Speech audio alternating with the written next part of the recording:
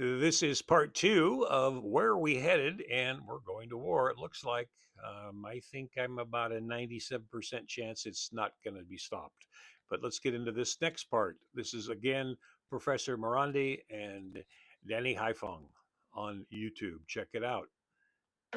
Very good points, Professor Rondi. And I think what's interesting to note is I'm wondering if you believe that right now you can sense, I'm kind of sensing this too, is you said it would be catastrophic for the international community. Let's just say the world in this sense.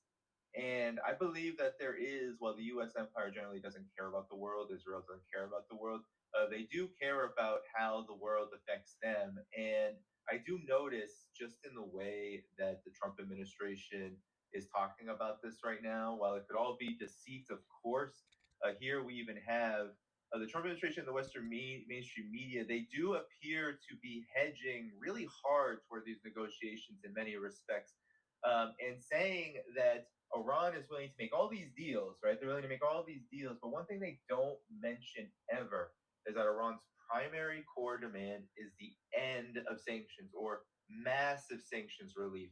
And so I wonder if you would comment on this because there is, I think, more of a tendency of the Western mainstream media to frame Iran as being weak and battered and having been militarily beaten down in the June 12-day war, without any acknowledgement that a big reason it seems that Trump is trying to hold on to these negotiations is because there are massive consequences that will come because of any kind of U.S. strike. What do you make of that?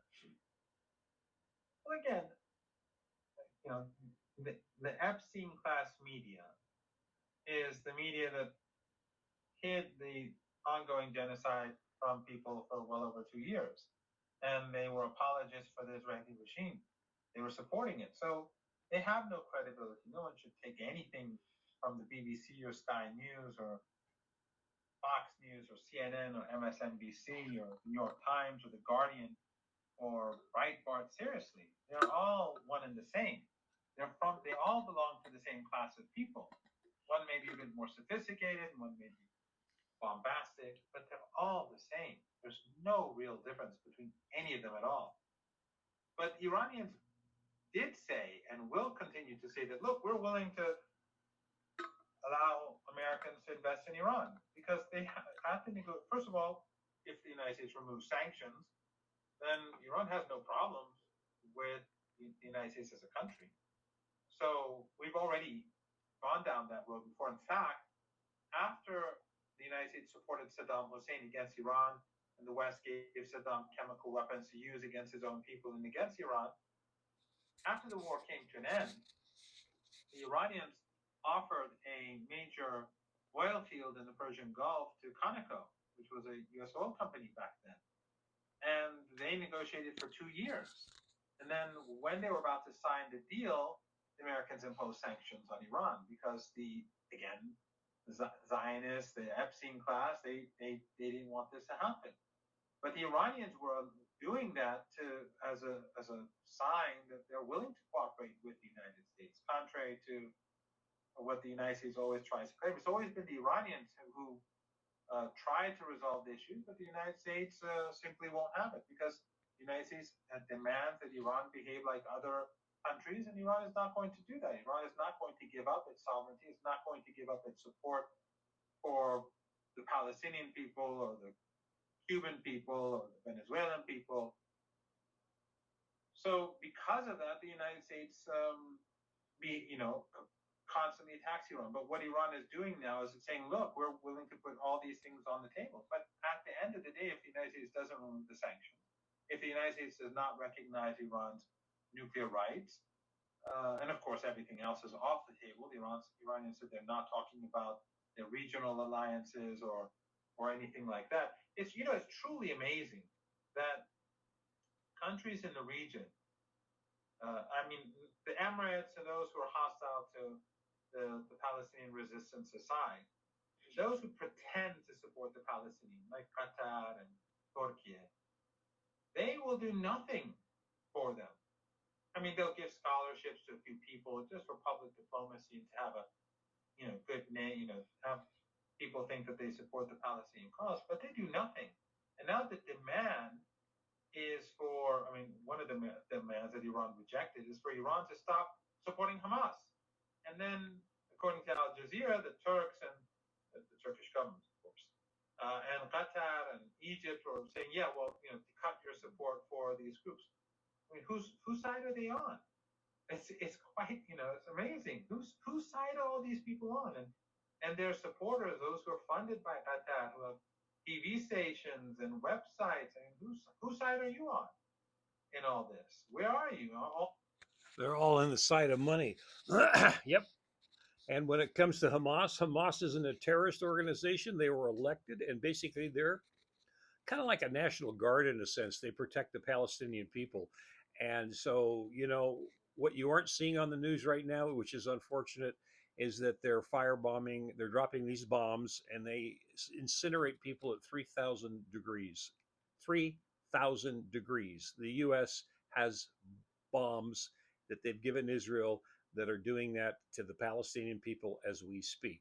And you won't see that on TV. So, for all the Christians out there, how would you like your whole area to be bombed with bombs that just burn you to death? There's nothing left of you, vaporizes you. This is what's going on, folks, that you don't get to see in the Western media because I guess they think you're not an adult enough to see what's actually happening. And if you really want to get the facts, do yourself a favor, turn off the mainstream media, go to YouTube and go surfing. There's broadcasts from around the world there. Pick one, look at them, use your brain, break through this barrier, and remember one thing. Do you trust your politicians? Do you trust your politicians? No, you don't. Why? Because they're there for themselves. Look at what's going on with the Epstein thing. Now they're fighting amongst themselves, Republicans and Democrats. Get your head out of the boxes. You aren't a Republican. You aren't a Democrat. You're an American. You want the government to represent you, but they don't. They don't make your life better. What they do is they make the rich richer. They make the military industrial complex happy because it can go to wars and make trillions of dollars of profit for the corporations. Why you simply just the cannon fodder Americans sitting there trying to get to make ends meet, they don't care about you. They never have. So wake up, folks. Don't be politicized. Be true to your heart and true to the teachings of Jesus. Thou shalt not kill, thou shalt not judge. Love your neighbor like you love yourself. And get rid of the politics in your brain. Let your heart open up and say, we've had enough of these people. Haven't they disgusted you enough with the Epstein thing?